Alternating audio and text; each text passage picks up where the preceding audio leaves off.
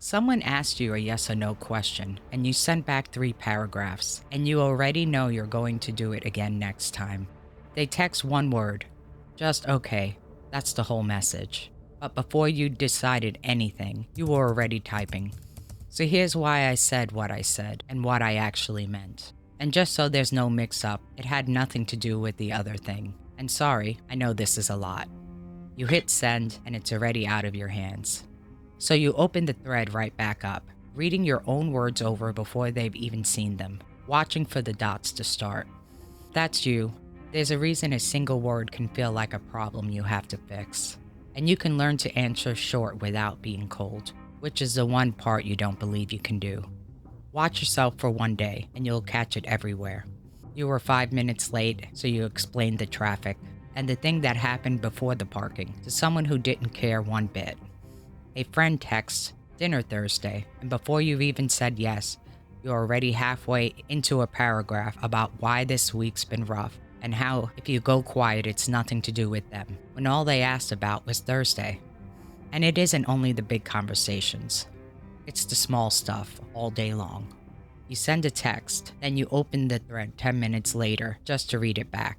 Checking the tone, sure it came out sharper than you meant. There's the voicemail, and then the text you sent to explain the voicemail. In a meeting, you answer a simple question and then keep talking, piling on context nobody asked for, watching their face to figure out if you said enough or far too much. It never lets up, not for a single message. Or you went to say no to something and the reason was forming before you'd even decided, so the no never quite made it out on its own. What came out was a maybe with a paragraph attached, because no by itself has never once felt like it was allowed. Then there's the walk home. The talk is long over, everyone moved on, and you are still in it, running the thing you already explained twice. Sure, it came out wrong and planning how you'll fix it next time. Nobody sat down and taught you this. Your body learned it early, long before you had words for it, and it has never once unlearned it. You fill in the silence, every single time. None of this started with a text message. It was laid down years before you had a phone to over-explain into. Picture yourself small at the kitchen table, a knocked over glass on the floor, and a grown-up's back still turned at the counter.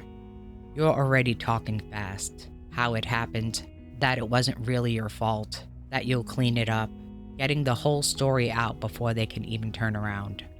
And most of the time it worked. The explaining reached them before they could turn, and the anger never arrived. Not always. Some days with some people, nothing you said landed and it went bad anyway, and that was the part you could never see coming. So you got good at reading the person first, fast, and explaining harder to cover the days you couldn't predict. Your brain wrote one rule down and it never crossed it out. If they fully understand me, they can't be angry at me. That's the whole engine right there. The paragraph was never really about being clear. It's a peace offering, and you hand it over before the other person had ever reached for a weapon. There's a name for this. Some therapists call it the Fawn response. The survival move people forget when they name off fight, flight, and freeze, and many of the researchers who study it use a plainer word: appeasement. It means you meet a threat by moving toward it, hands open, soothing it over, turning yourself into someone there's nothing left to be angry at, so it can't land on you. You were a kid who couldn't punch back and couldn't walk out, so it was a smart plan, and it kept a thin kind of peace at home, back when peace was never a sure thing.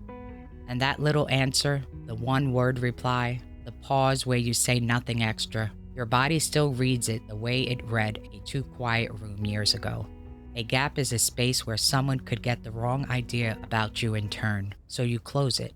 Leave no room because room is where the danger used to live. That's why okay won't do. Okay is a gap, and 3 paragraphs is the wall you throw up to fill it. But the wall never makes you feel safe. The second it's sent, you can suddenly see one plain sentence that would have done, and you're sitting there wishing you just answered it. Sure, it was too much, and it's too late. It's already sent. You'd think all of this would fade once you were grown. Once you were sitting across from people who never once raised a hand or a voice to you. it got louder instead.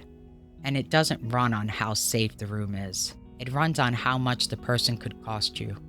The barista gets a plain sentence. The one whose good opinion you can't afford to lose gets 3 paragraphs, because with them, the explaining feels like the thing holding everything steady. Every time you over-explain and nobody got angry, your brain filed it as proof that the explaining was what kept you safe. It never got to run the other test. The other one where you say less and the sky stays up, because you never let a gap sit long enough to find out. One thing worth sitting with gently. Count the people in your life who have ever gotten a real, unexplained no from you. Just a no. No reason attached. No little sorry stapled on underneath. For a lot of you, that number is low, and that low number is the wiring. Still doing the exact job it was hired for back when you were small. So you got more fluent at it, not less. Now you do it in emails, in meetings, with your closest friends. With people you've proven 100 times over that a short answer costs you nothing with them. The wiring doesn't check the room. It runs the old program in a place that stopped being a danger a long time ago. Start with the smaller move there is, and you can do it today. The moment you feel the paragraph starting to rise, the reasons lining up, the sorry just to explain, forming in your mouth, that's your cue. Catch it right there. You don't have to stop it or fight it. You just feel it happen and you give it a name under your breath. Up it goes again, a peace offering, before anyone's ever upset. Just saying that to yourself while it's happening slides a sliver of space between you and the reflex, and a sliver is all you need. It's enough room to choose. That sliver of space is where the real work happens. 3 small moves fit inside it, and not one of them asks you to become a colder or harder person. The first move is to leave the gap. Send the short answer, then sit there while every cell in your body begs you to send the follow-up. The one that softens it, explains, makes sure they know you didn't mean anything by it. Don't send it. And the worst of it isn't the second you send. It's the minute after you've seen it and still haven't answered, when that little word read is sitting under your message and the quiet starts to feel like a verdict coming in. That's when everything in you lunges for the follow-up. Let the silence stand instead. It's going to feel like you're walking away from a stove without checking the knob. That low tug that says, go back, go back.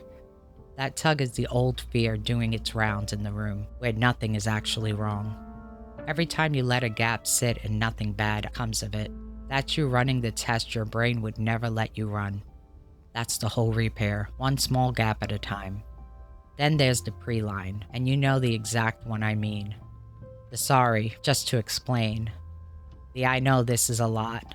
The not to overshare, or TMI, the but. All the throat clearing you stack in front of a normal sentence to soften a blow that was never coming. Write the message, then go back and delete everything before the real point, and read what's left. The point can almost always stand on its own 2 feet, and you'll be a little stunned by how much of what you send is really an apology for taking up space. Last, go in order, from small to big, because you don't start by leaving your hardest relationship unexplained. That's like learning to swim in open water. You start with the coffee order, the text to one friend who's totally safe, the no thanks to something that cost you nothing. You let the easy gaps sit first, so by the time you reach the hard ones, your body already knows the shape of it, long before you try it somewhere that really scares you. Small doors before big ones. Your nervous system learns safety the same slow way it once learned fear, through repetition, one lived moment stacked on the last. And a pattern that got learned like that can get unlearned the same way. Not deleted, not overnight, but loosened gap by gap, until one word answers can leave your head and your chest just stays quiet. Now the fear underneath it all, the real one. The fear says that if you stop explaining, you'll turn into one of those cold people. Short and clipped. The kind who answers okay and means it and doesn't seem to care how it lands. For your whole life you've been warmed by overgiving, and somewhere the warmth and the explaining fused into one thing in your head, so it feels obvious that cutting one has to cut the other. They were never one thing. Warmth is something you choose and mean. The over-explaining is a reflex you never chose at all. When you set the reflex down, the warmth doesn't leave with it. It just stops being a toll you pay at the start of every talk you have. You can send a one-word answer and still love the person you sent it to. You can hold a boundary in 6 flat words and still be the warmest one in the room, because the one who feels safe around you were never staying for the paragraphs. They were staying for you. The short answer clears the room for the real one. You stop spending your kindness apologizing for yourself and start having some left over for them. So you know what this actually looks like from the inside? You're going to over-explain again this week, and the paragraph will be half sent before you ever catch yourself. And that's fine, because the win was never that you stop cold. The win is smaller and quieter than you want it to be. It's the moment maybe an hour later when you catch it, and it won't arrive gentle at first. There's a hot flash of it, that ugh, I did it again, and you have to let that burn off before the quieter voice comes in behind it. Oh, there it goes, the peace offering, handed to someone who only asked for a yes.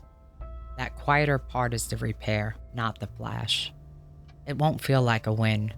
That's how you know it's real. I volunteered for a community thing I loved. One day I couldn't make it. A simple I already have a commitment that day would have done it. Instead, I explained how long I'd had the plans, how sorry I was, and offered to come by after, knowing I'd be too tired. She just said, "No worries, thank you for everything." I'd handed her a peace offering nobody asked for. You're not the one who can't give a straight answer. You're not exhausting.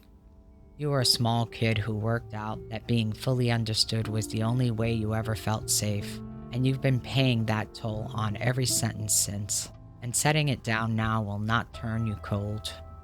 You are wired. Hi, Christina here. If more than one of these caught you tonight, I'm glad you stuck around. If your brain needs this kind of thing said out loud, there's a lot more of it right here. So go ahead and subscribe. And before you go, drop in the comments, what is the smallest thing you still over-explain, even when you already know they've got it?